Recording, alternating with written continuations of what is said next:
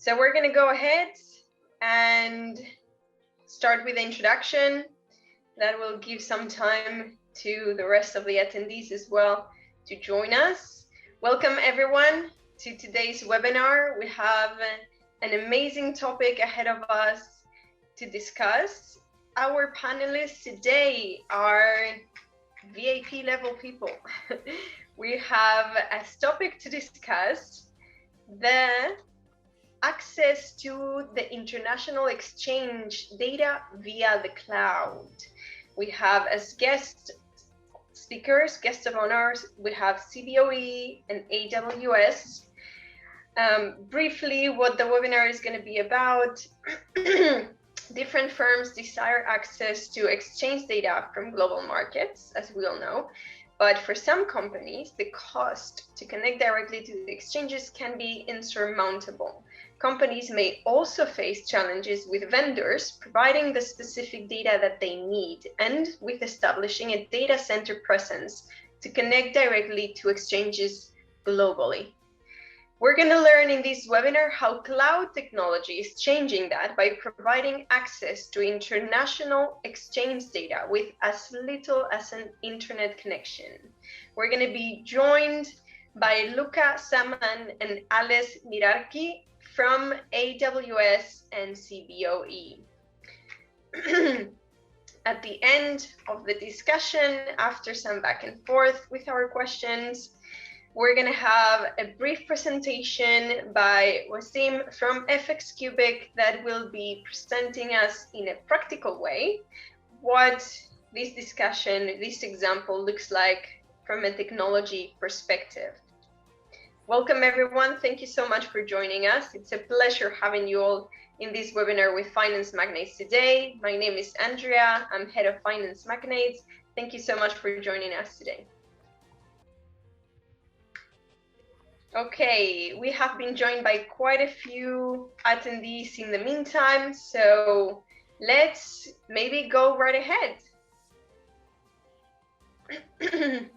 I'm going to start by asking a question related to the fact that there are a growing number of entrants trading in international markets. So we have heard that accessing the data from around the globe for these international markets can be a challenge. Maybe Alex, you can explain why that is? Yeah, definitely. And Andrea, thank you. Thank you for this, and great to be here with you all. So you put your finger on two exciting trends we're seeing in capital markets. The first is the increasing internationalization of markets, with more firms trading on exchanges outside of their home country or even their home region. And the second is the growing number of new market entrants, especially those mobile-first online brokerage firms serving retail clients. And so, as we all know, right, data is the foundation of trading. Without it, you can't really do much. So figuring out the best way to access the right data is critical. To do that, firms have to weigh quite a few factors, right? Like the cost, the speed of access, what types of data to buy. So think like which market feeds, level 1 or level 2 data, and then ease of access.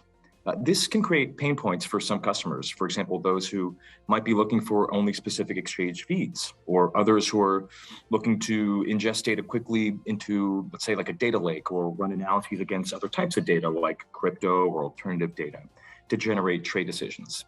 The challenge then lies in finding the right data you want that arrives in a time frame you need for a given use case or strategy into an environment you can work quickly and efficiently in, and at a cost that works for you. Now, this isn't to say that the current data access options don't work, but rather we're seeing pretty much across the board, right, a rising need for more connectivity options, especially those in the cloud. So that optionality factor. Clear, right. And quickly, thanks Andrea for having us here. It's really great to be here today. And again, thanks for having us. So just to build on what Alex mentioned, historically, to connect directly to exchanges required a data center presence in each of the regions and specific geographies where those exchanges hosted matching engines.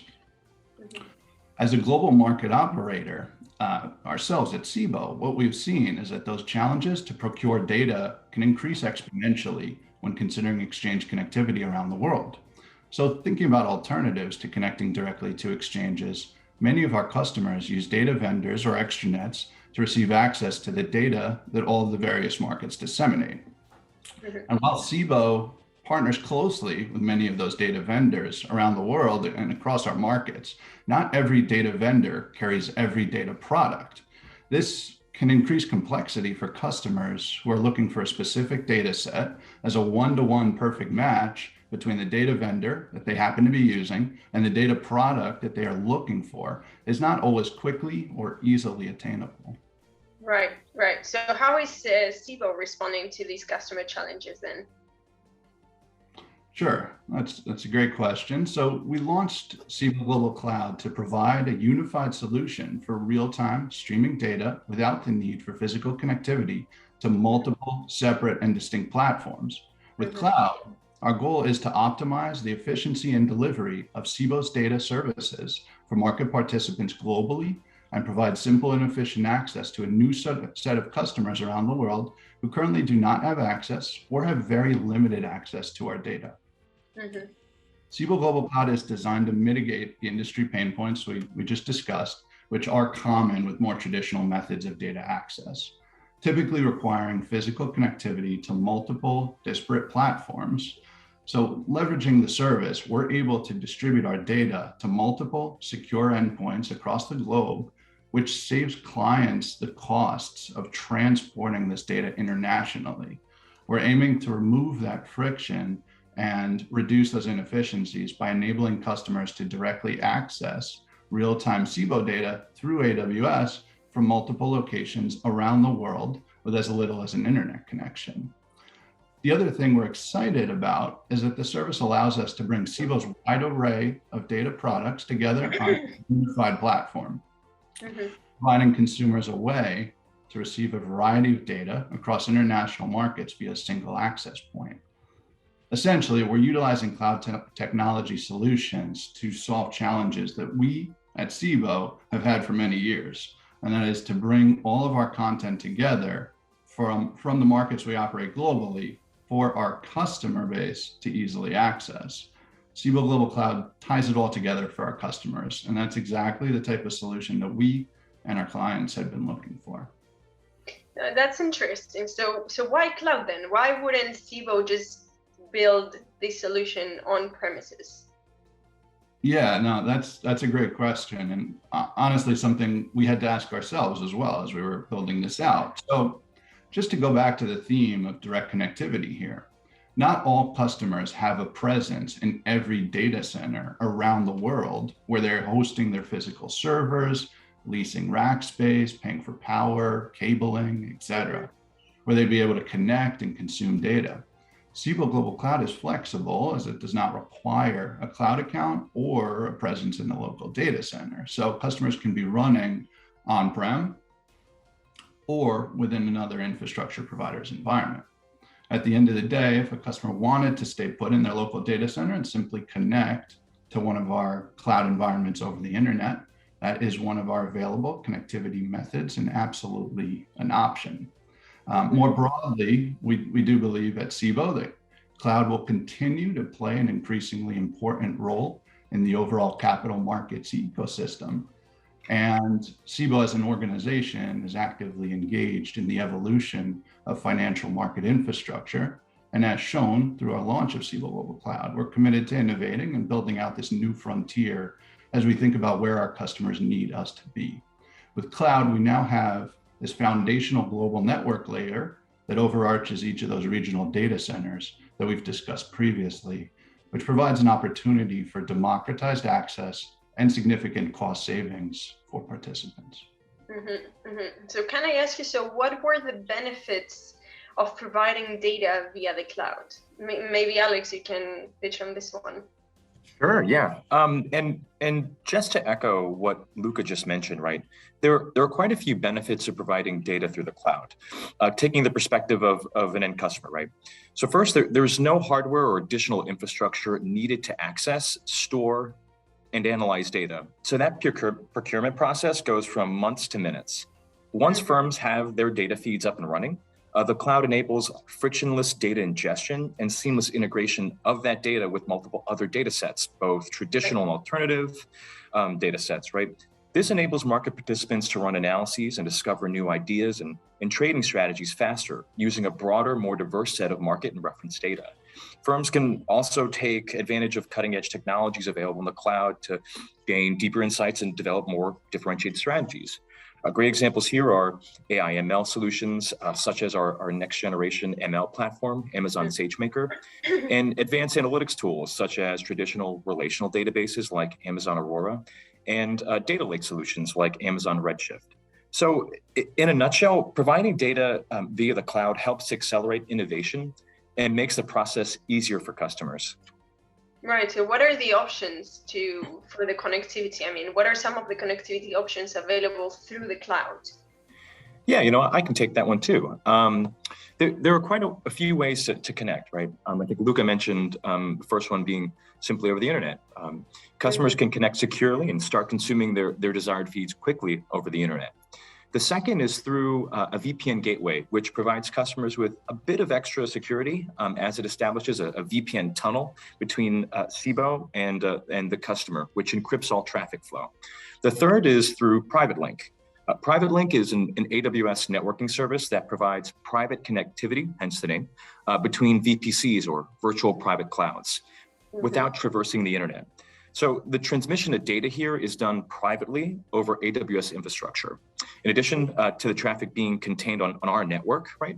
AWS Private Link makes it easy to connect services across different accounts and VPCs to significantly simplify your network architecture. This is great, right, for customers who already have an AWS account and want to subscribe to Cboe global feeds and have that data stream directly into their tenancy, maybe into a Redshift data lake, as I mentioned before, or specified S3 buckets or object store solution, all with a click of a button.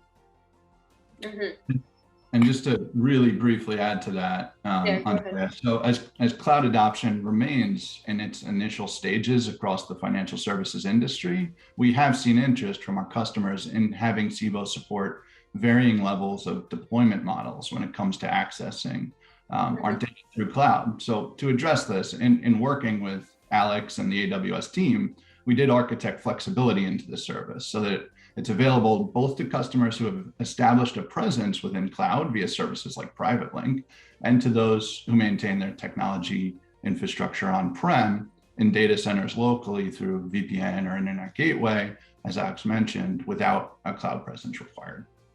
I understand. Okay, so the connection to the solution is clear. But how about companies that are not even sure how to read data feeds from exchanges? Some. Sure. Yeah. Happy to take that one. And you're absolutely right. Not all companies can or want to consume data in its native format from exchanges, especially as you think about exchanges around the world, that's just exponentially more complex. So for this reason, Cboe Global Cloud has taken the native binary formats from all of the various Cboe data sources, including futures, equities, indices, crypto, translated those native binary formats into a more easily consumable JSON format for simplicity of access, use, and integration within client systems and processes. What we've seen is this translation layer on our side has helped alleviate integrations on the client side, simplifying ingestion and enabling a quicker provisioning process. So firms have been happy with the decision because it's provided them the ability to develop against a format that they know well and ultimately move forward in short order on accessing the data they need to power their applications simply and efficiently. And what's the current state today then? What's being offered from Cboe via the cloud? Sure. So Cboe Global Cloud launched in production late last year in November 2021 with US equities, futures, indices, and we're working on a number of other services. And from the moment the service launched, we've seen some very encouraging demand. That positive momentum continues halfway through 2022 and has led us to consider additional product, region, and functionality deployments through cloud throughout the remainder of 22 and beyond. So what's next then? What's the future roadmap here? Great question. So yeah, as mentioned, we had a successful launch in November. Great foundation is in place, and we'll continue to add new data sets and regions to expand access to new customers and geographies. We're pretty excited about the prospects for cloud, honestly, across the organization. And because of this early progress we've seen with Cboe Global Cloud, we already have a full roadmap going into mid to late 22 and early 2023. With pan-European equities data from Cboe Europe is going live at the end of June. New Morningstar index channels are going to be disseminated over our Cboe Global Indices feed as the preferred redistributor of those Morningstar indexes, which we're really excited about. That's coming in July. Canadian equities data, likely in August. That's coming from our NEO, which is a recently closed acquisition, which we're very happy to have the NEO team join the broader Cboe organization, and Match Now markets as well on the Canadian side, and also Australian equities data in Q4 sourced from Cboe Australia. For future releases from a content perspective, we're looking at risk and market analytics as well, and additional derivative feeds, to name a few as examples, as well as a few others. So from a presence standpoint, we're looking at an expanded regional and global footprint to broaden geographic access for our customers. So we're looking at Canada, Australia, APAC more broadly. So a lot upcoming here, and we're excited to dive into each of these with the AWS team in the near future. Okay, a lot of expansion going on, really good. Different question, but I'm wondering, I'm sure a lot of our attendees are wondering as well, how secure is to take data via the cloud? Are there any concerns about outages, for example? I know we had one here today. Oh no. Yeah, Andrea, I can kind of can start with that. Go for it. So security and resiliency are always a key part of any cloud discussion, and they should be, right? Touching on security first, security will always be our top priority at AWS. It's job zero for us. That's why we architected AWS to be the most flexible and secure cloud computing environment today. We built our offerings to satisfy the most demanding security requirements from the military, right? Global banks and other high sensitivity organizations around the world. And customers appreciate the security built into the AWS cloud, as well as the additional tools we provide them with to secure their environments, like encryption of data at rest and in transit, and security specific services like one off the top of my head, Amazon Guard Duty, for example. In fact, that was one of the reasons why FINRA went all in with AWS a few years ago. They found that they had better security with AWS than they could achieve in their own on-premise data centers. Shifting to the second, I guess, area that of concern you raised, right? Resiliency. As mentioned earlier, there are multiple ways of connecting to Cboe Global Cloud through the internet, VPN gateway, and AWS Private Link. And the solution is hosted across 3 different availability zones globally. So you have more connectivity options compared to on-prem, and you're connecting to a solution that has been architected for high availability and resiliency. Luke, I'm sure you have something to add to there. Oh, thanks, Alex. Yeah, just to echo that further, Cboe operates some of the most resilient and trusted exchanges in the industry. So this topic is of the utmost importance to us.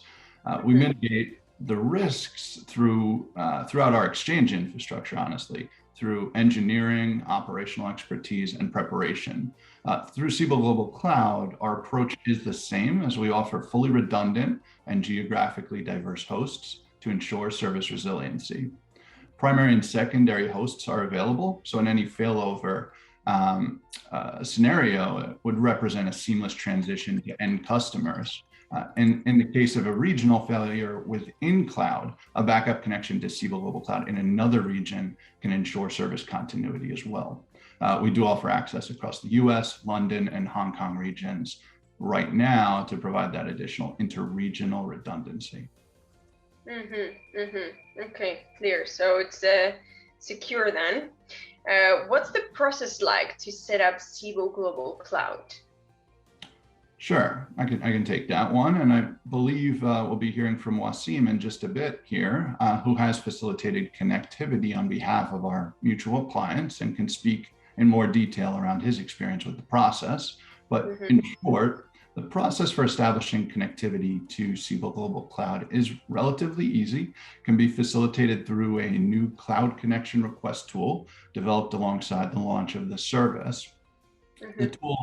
The tool is available within our Cboe customer web portal and asks for some basic details around your cloud connection request, such as contact details, connectivity method, feed requested, region, etc. Upon receipt of that request, the Cboe Network Operations Center, or our NOC team, will work with each client to establish Cboe Global Cloud connectivity as per their specific access requirements. For reference, the web portal can be accessed right from our homepage on Cboe.com, which is great. And again, one of the benefits of cloud that we found when working with our customers is its simplicity. While each firm may be at a different stage in their own cloud journey, connecting to an endpoint over the internet or via VPN to consume data in an easily digestible format that has really simplified the process and allowed our customers to spend more time focusing on their core business and less time on provisioning. Thank you so much. I'm going to thank you both, Luca and Alex. We have gone through our time for the questions. So my greatest thanks. This has been very, very inspiring and very insightful. So maybe Wassim from FXCubic, maybe you can jump ahead now, show us a little bit what that looks like, in practice, and we can see an example of Cboe in tech. Sure. Thank you, Andrea. Thank you, Luca, Alex, for the very interesting discussion. I have nothing to add. Excellent topic for sure. So my name is Wassim. I'm running the business development unit at FXCubic. We are a fintech company designing low latency softwares, and we work closely with Cboe and AWS on their cloud solution. As an external party, I can only say very positive things about the solution in terms of its reliability, diversity, stability, but also use of connection. And I will show you now by sharing my screen how easy it's actually to connect to Cboe. So it all starts with reaching out to Luca's team and Cboe through their website, from which we will get fixed API credentials. We will then go on the connectivity tool, add a provider, select Cboe. We can name it exactly the way we want it, Cboe in that case. Then we will get what we call fixed API credentials, which are the target sub ID, sender complete ID, and the socket connections. We will just fill up the different information that are needed here, and within one click, the connection is established, fast, easy, and secure. We will then be able to do the symbols mapping on Cboe side. So the symbols mapping, it's basically the connection that it's the format of connection between MT4, MT5 on Cboe data. So on each one of the symbols, whether it's equity symbols, crypto symbols, or others, we can match the codes from MT4, MT5 to the Cboe data. We'll do the symbols one by one, and then the price will be feeding into the platform directly. We can then monitor the connection directly from the main dashboard, where we have several statistics related to the connections, such as the ticks per second, the exact status of the connections, how many orders have been filled and requested. Other statistics can also be found on the section related to price monitoring. Yes, so we will see exactly what pricing we are getting from the exchange, Cboe in that case, and what is the input spread, the row spread received, and what are the output price, so the one that is fed into the MT4, MT5, or any other fixed API platforms. We have also the possibility of placing that data into what we call an aggregation engine, where we will be able to choose on what type of model to work, whether on priority or on aggregation. We have seen that usually everything related to Cboe pricing is very reliable. So whether it's on priority or on aggregation, the result should be very, very good. We also have the possibility to look into the symbols configuration. So adding different type of markups, bid markup, offer markup, but also define directly on the bridge level the spread policy. So some user will choose to have a fixed spreads while some others will go for a floating spread. There is also what we can define as a compromise between them by having different layers of spreads that will vary based on market volatility so that the broker does not encounter too much of a risk. We then have values related to what we call protection algorithms. So in case any symbol or any equity is idle for an arbitrary period of time that usually defined in few seconds, like 1,000 milliseconds, for example, then the symbol will be removed from the pricing pool, ensuring that the data is always correct and the prices are streaming on the most optimal way. Other protection algorithm will be to regularly compare the pricing received from Cboe to an average of the liquidity pool that the broker is using, so that again there is no order filled at a wrong price, which is never the case with the solution we are describing. These values we're inputting obviously depend on market volatility. So that's why we have the possibility to create different configuration profiles based on the volatility of the market. So the values will be different whether we are on NFP moment, on high volatility moment, or on night mode where, for example, the spreads will be widened. So everything can be pre-configured, and through the timeline, we can either pre-configure the switch automatically, or we can manually do it just to react to a market spike or a big volatility event that wasn't expected exactly, such as an announcement or any political event that can be done directly from here. Then we have the possibility also to look into the reporting side at what we call the price analyzer. It's basically a visual representation showing the prices received from different LPs with the possibility to zoom in so that you can compare from the LP pool what have been received. Again, we have only very positive feedback to say about the reliability of Cboe data, and where you can compare the both prices and spreads received from the various pool of LPs.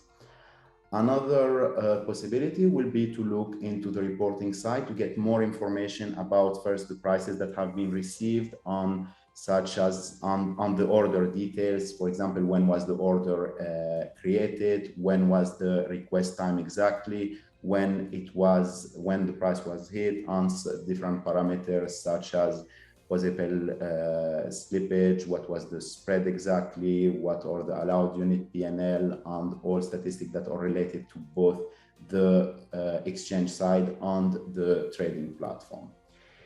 So in a nutshell, that is how to connect to Cboe. It's so easy that I don't have much more to say about it. It's a very reliable solution that we connect to within literally minutes, and you're already connected to the market with a very reliable and secure solution.